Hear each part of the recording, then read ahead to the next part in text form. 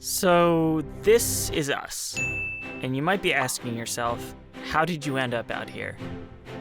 What are you doing on a lighthouse in the middle of the Chesapeake Bay? Well, we're going to answer that question, but first we need to explain who we are so you understand how we got here.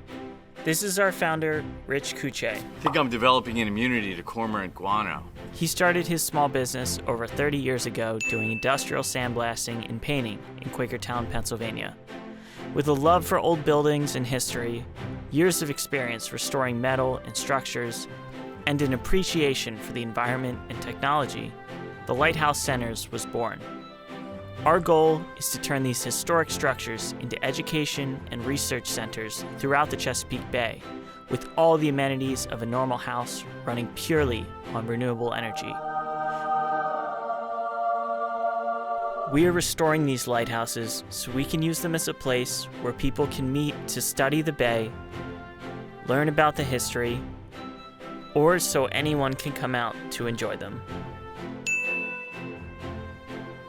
For years, these lighthouses have only been accessible to a small group of people, but we want to change that.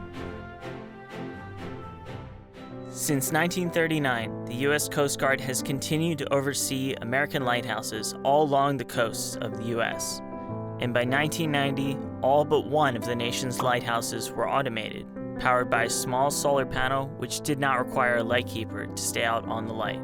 By 2000, the U.S. Coast Guard deemed most lighthouses unnecessary and stopped maintaining them. With no maintenance, these historic structures that have been standing tall for over 100 years began to quickly deteriorate, with some being lost forever. Finally, after years of abandonment, the government slowly started auctioning off these iconic landmarks. And that leads back to us. At the end of 2022, we purchased Hooper Island Lighthouse, and midway through 2023, we bought Wolf Trap Lighthouse, both residing in the Chesapeake Bay.